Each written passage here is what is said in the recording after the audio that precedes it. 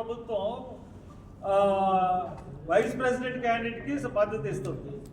అదే దానికి జగన్మోహన్ రెడ్డి మద్దతు ఇస్తున్నారు. అందుగురించే ఈ మైనార్టీస్ అందరూ ఈ రోజున ఆలోచనలో పడ్డారు. అరే మనం జగన్మోహన్ రెడ్డికి వేసిన ఓటు బీజేపీకి వెళ్తూ ఉంది అన్నది ఉంది. తర్వాత ఇంకొక విపత్కరమైన పరిస్థితి ఏంటంటే ఈ రోజున పార్లమెంట్లో ఒక బిల్లు పెడతా ఉన్నారు. అంటే ఎంత ప్రజాస్వామ్యం ఎంత ప్రమాదంలో పడబోతా ఉందంటే, 4 రోజులు జైల్లో ఉంటే 31 రోజు అతను పదవి పోతాడు.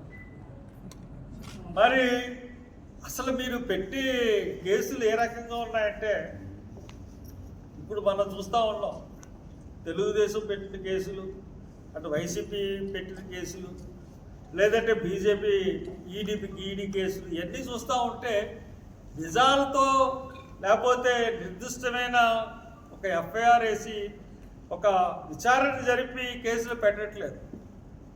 ఎవడి మీద పడకపోతే అన్ని కేసులు పెడుతున్నారు, జైలు వేసేస్తున్నారు. నా మీద ఎఫ్ఐఆరే లేదు, ఎఫ్ఐఆర్ వేయడానికి నాకు సంబంధం లేదు. అటువంటిది 52 రోజులు పెట్టింది. కేసు సెక్షన్లు ఏంటంటే 352, 353. అంటే 352, 353 కేసులకి 52 రోజులు ఎవడన్నా ఉంటాడో ఉండడు. అంటే నేను ఆ కేసు పెట్టి నన్ను అన్ని రోజులు ఉంటే నేను ఏ పదంలో ఉన్నా నేను పోయే పరిస్థితి. మన చంద్రబాబు నాయుడు 52 రోజులు ఉన్నాడు. ఆయన మీద దొంగ కేసులు అని అంటున్నాడు. నిజంగా ఆయన ముఖ్యమంత్రిగా ఉంటే ఆ కేసు ఏదైనా పెట్టుంటే ఆయన పోతుంది. కాబట్టి ప్రజాస్వామ్యానికి ఈ బిల్లు ఏదైతే 131 ఆర్టికల్ 131 సవరింపు చేసే బిల్లు ఏదైతే ఉందో ప్రజాస్వామ్యానికి వెరీ డేంజర్. అందులో బీజేపీ అన్ని వ్యవస్థల్ని మేనేజ్ చేస్తూ ఉంది. అన్ని వ్యవస్థల్ని మేనేజ్ చేస్తుంది కాబట్టి బీజేపీ చేతులు ఇది బ్రహ్మాస్త్రం లాంటిది. ప్రతి వాళ్ళ మీద తనకు పన్నోళ్ళ మీద ప్రయోగిస్తుంది. ఖచ్చితంగా ఇది అస్సలు కూడా సమర్థనీయం కాదు. ఈ భారతదేశ ప్రజాస్వామ్యానికి గొడ్డలు పెట్టినటువంటి బిల్లు ఇది.